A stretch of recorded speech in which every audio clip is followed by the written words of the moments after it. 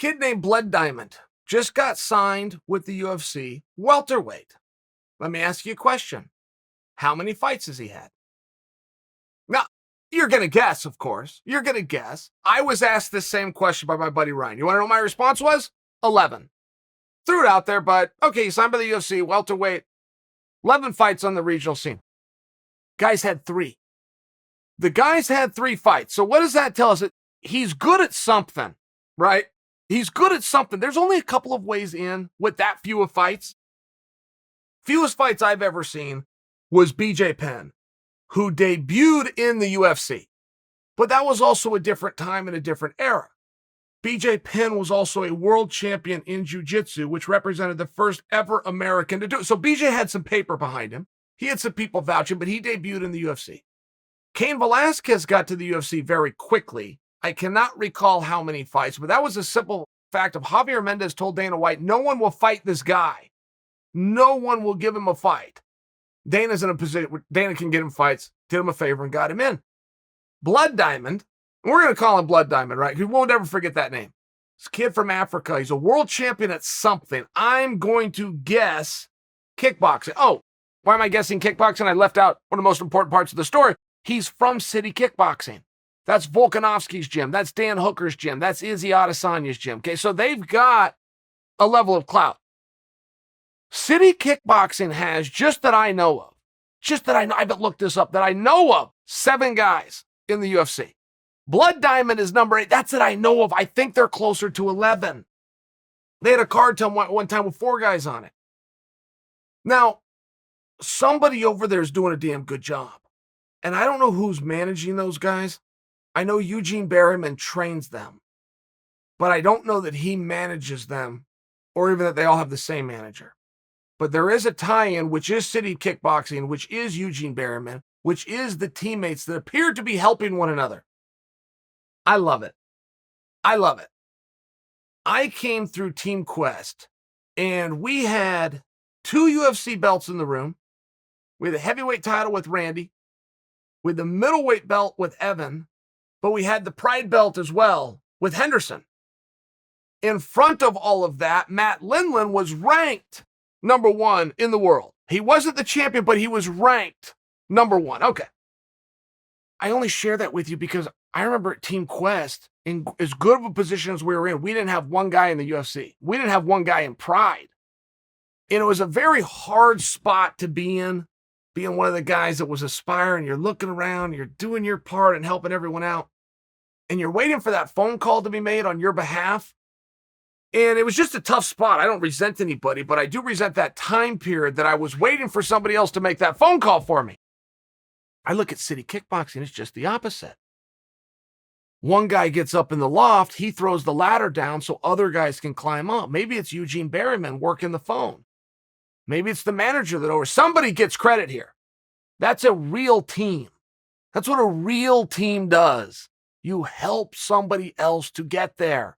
You leave the ladder down so somebody else can climb up. I just look at it and go, and I had to have that talk one time. You guys remember the late great, but Robert Follis. And Robert was our head coach, fantastic coach, but he was trying to get into managing, right?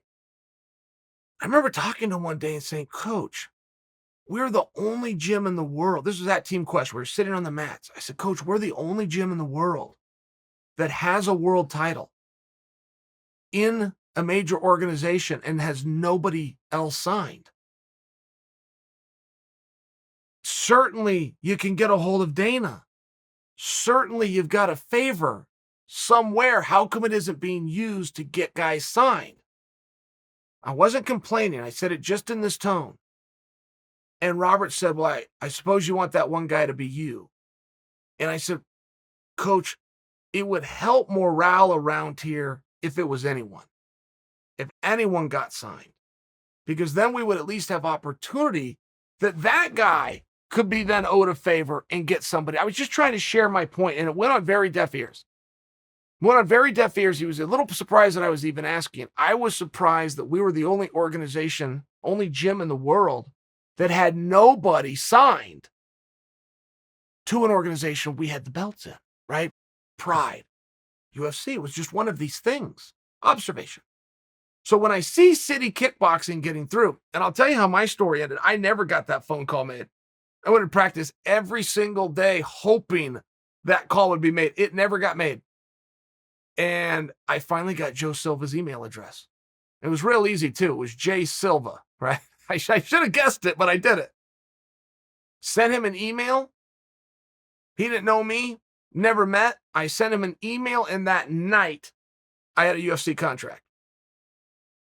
So when I say that sometimes you have to be the one to make the phone call, I've spoken to young fighters before. I said, Chael, here's what I've done. I went through Abu Dhabi, and I was an All-American, and I've had 3 fights on the regional scene. I'm just waiting for that call to come. Make sure you understand, because that's awesome, and we've all been there, but just make sure you understand that that's an expression.